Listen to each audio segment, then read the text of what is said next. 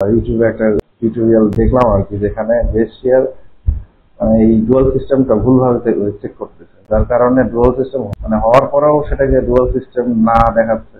Ultimately ওই result interpretation ভুল হওয়ার কারণে ডিজাইনটাও ভুল হয়ে যাচ্ছে। আচ্ছা, এটা যেভাবে চেক করতেছে সেটা হলো টেবিল থেকে অ্যানালাইসিস, রেজাল্ট, আচ্ছা reaction, base reaction double click করি। বেজ রিয়াকশনে আমাদের লোড কম্বিনেশন QX, এই দেখেন X ডিরেকশন বরাবর আমাদের বেজ রিয়াকশন কত হচ্ছে 323.8 এবং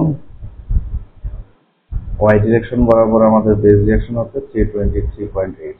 তারপরে যেটা করা হচ্ছে, যারা ভুল করতেছে, তারা যেটা করতেছে সেটা হলো যে ফ্রেম রেজাল্টে যাচ্ছে, ফ্রেম রেজাল্টে যে কলাম ফোর্স, ওকে কলাম ফোর্স হচ্ছে যে স্টোরি, নিচের স্টোরিতে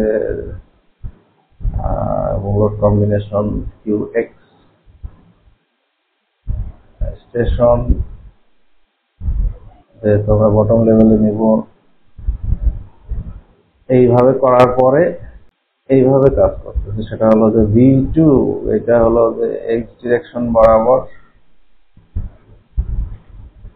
এই রিয়াকশন ফোর্স গুলাকে নিয়ে এটা সামেশন কত বের করতেছে। লোড কেস যদি 90Y হয় তাহলে এই লোড গুলাকে নিয়ে সামেশন করতেছে। এইভাবে যারা করতেছে তাদের নিয়ম অনুযায়ী আমার এই বিল্ডিং এর স্ট্রাকচারে X ডিরেকশন বরাবর কলামগুলো কোনো প্রকার বেজ শিয়ার রেজ করতেছে না, জিরো। এবং হলো যে Y ডিরেকশন বরাবর